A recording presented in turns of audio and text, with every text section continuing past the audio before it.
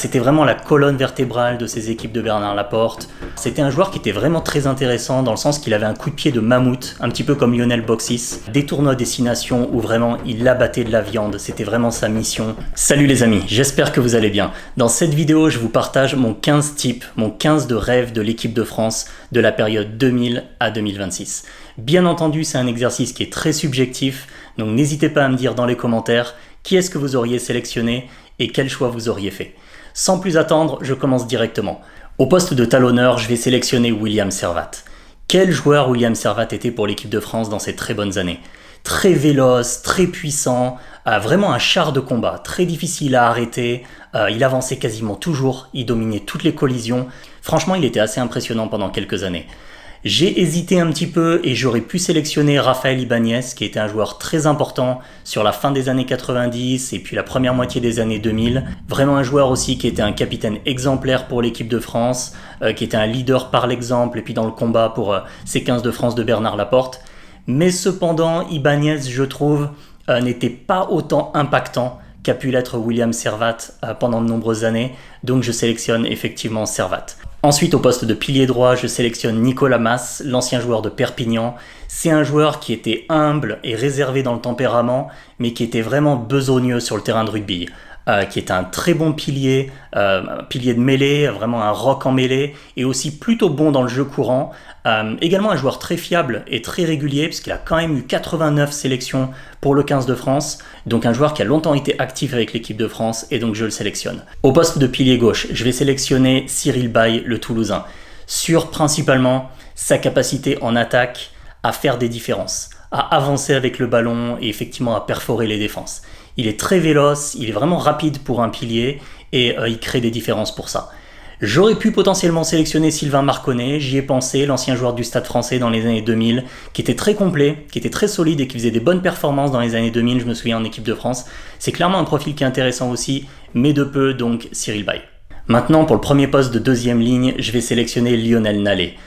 C'est vraiment un joueur qui a toujours été solide, fiable, rugueux, et vraiment un joueur d'exemple au poste assez exposé et âpre de deuxième ligne dans le combat.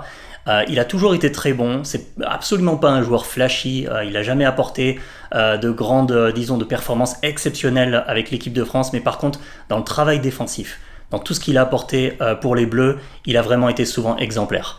J'ai hésité d'ailleurs un petit peu avec Jérôme Thion ici, profil plus mobile, l'ex-Biarro, plus offensif, plus mobile, plus de déplacement, mais qui a quand même été gêné par quelques blessures dans sa carrière. Donc en faisant la comparaison entre les deux, j'ai préféré Lionel Nallet. Maintenant, pour ce qui est du second poste de deuxième ligne, j'ai sélectionné Fabien Pelous, sans grande surprise. Je pense que Pelous est sans conteste un des 5 joueurs les plus importants de l'équipe de France, de l'histoire de l'équipe de France, probablement. Fabien Pelous a vraiment été un leader de combat et un leader de vestiaire, souvent capitaine d'ailleurs du 15 de France, pour toutes ces équipes de Bernard Laporte, dans les années 90 et puis ensuite première moitié des années 2000.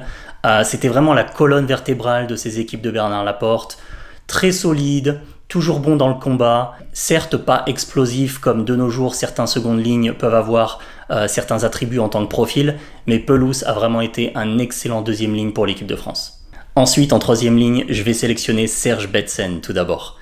Quel joueur Betsen dans les années 2000, l'ex-Biarro.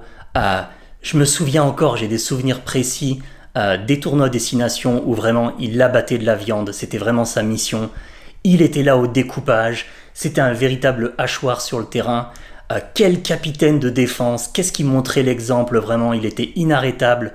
Il avait vraiment un abattage au plaquage qui était impressionnant. C'était un petit peu le papa spirituel de François Cros quelque part.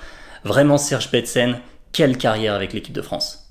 N'hésitez pas d'ailleurs au fur et à mesure de la vidéo à me dire dans les commentaires ce que vous pensez de ces différents joueurs. C'est avec grand plaisir que je lis vos commentaires et que je vous réponds.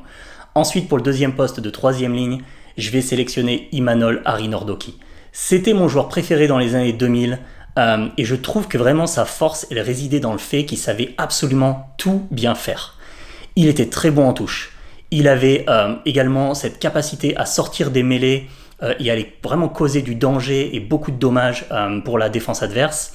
Il était bon dans les rucks aussi, dans la partie défensive et au plaquage. Il s'échappait pas, il était très bon dans l'activité. Et puis aussi, ballon en main, souvent il causait des différences et il était très bon en attaque.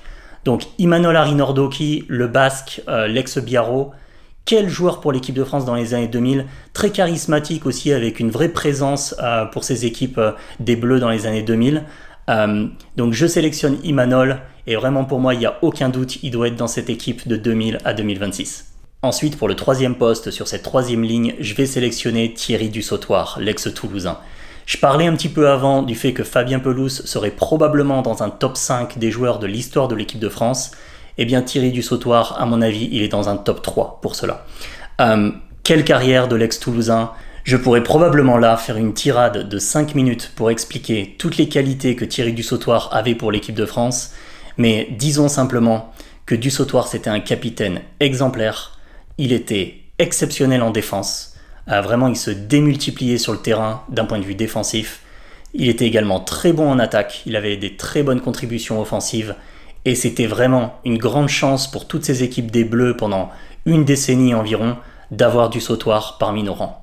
Ensuite, juste avant de passer aux arrières, je souhaite quand même ici donner 2 mentions honorables à 2 troisième lignes qui ont été très bons avec l'équipe de France. Tout d'abord, Julien Bonner, le Clermontois.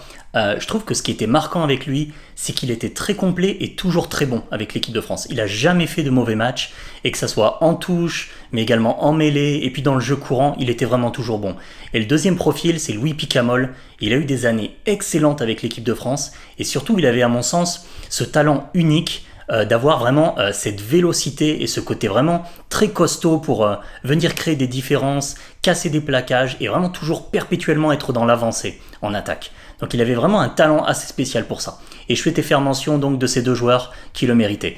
Ensuite, au poste de numéro 9, bien entendu, je sélectionne Antoine Dupont, le meilleur 9 de l'histoire de l'équipe de France devant Fabien Galtier. Sans conteste là, Dupont doit être sélectionné et ça va être intéressant de voir encore sur les prochaines années qui lui restent en tant que joueur à Toulouse comme au 15 de France, de voir ce qu'il va continuer de pouvoir apporter et comment est-ce qu'il peut continuer d'écrire sa destinée à ce poste. Au poste de numéro 10, je vais sélectionner Frédéric Michalak. Il y a également effectivement Romain Ntamak qui pourrait être considéré, mais quand même Michalak, à mon sens, c'était un talent inné, le Toulousain, et ce qu'il a fait avec les Bleus dans les années 2000, c'était très très bon, que ça soit dans le jeu au pied, mais également effectivement dans le jeu courant aussi, dans la distribution du jeu. Il était très bon, il avait vraiment un très bon œil, vraiment une bonne vista dans le jeu et une très bonne animation. Malheureusement quand même, mentionnons que quand on se souvient en tant qu'observateur du 15 de France de ces années 2000, on se souvient un petit peu des écueils que représentait l'Angleterre. Il n'a jamais vraiment réussi, et il n'est pas seul d'ailleurs, Michalak c'est un joueur parmi les 15, mais effectivement ces 15 de Bernard Laporte n'ont jamais vraiment réussi à dépasser Johnny Wilkinson et l'Angleterre à plusieurs reprises, à la Coupe du Monde, dans le tournoi Destination souvent. Et ça reste un petit peu quand même à mon sens un défi et un écueil de la carrière de Michalak d'avoir un petit peu échoué et de pas vraiment réussi à avoir dépassé cet obstacle anglais dans les années 2000. Ensuite, quand on parle des 3/4 centres, le premier choix évident qui vient en tête, franchement, c'est Yannick Josion. Ce profil qui paraissait vraiment un faux lent, je trouve. Vraiment, il n'était pas très très rapide quand on le regardait à la télé, mais franchement, c'était un joueur qui était très complet en tant que 3/4 centre. Il était très bon défensivement, il se faisait quasiment jamais transpercer en défense, il était bon en attaque aussi, il réussissait vraiment à percer, et dans le jeu de manière générale, il était complet, il était vraiment à un très haut niveau. J'ai d'ailleurs eu des interviews d'anciens joueurs qui ont joué avec lui, en club notamment à Toulouse, et qui disaient que c'était probablement le joueur le plus doué de sa génération, parce que sincèrement Josion, il avait cette aptitude et ce talent inné d'être très très bon dans son poste, et tout lui paraissait naturel et fluide vraiment dans ce qu'il faisait. Donc Josion, sans conteste et vraiment sans aucun doute, la première sélection au poste de 3/4 centre. Pour le deuxième rôle en tant que 3/4 centre, je vais sélectionner Aurélien Rougerie, l'ex-Clermontois, qui était très bon avec l'équipe de France sur l'ensemble de ses sélections dans sa carrière. Avec sa grande taille, il était aussi franchement précieux dans le jeu aérien, ce qui est quand même une composante importante du rugby moderne. Il était bon en attaque, il était présent en défense, et franchement, il a eu globalement une très bonne carrière avec les Bleus. Ensuite, pour ce qui est des 3/4 ailes, pour le 3/4 aile gauche, je vais sélectionner Vincent Clerc. Il avait vraiment un nez pour l'embut, vraiment des talents de finisseur. C'était un serial marqueur pendant plusieurs années pour les Bleus. Il nous a fait beaucoup de bien sur plein d'éditions du tournoi Destination, notamment contre les Anglais, les Irlandais, mais de manière générale, il était vraiment excellent.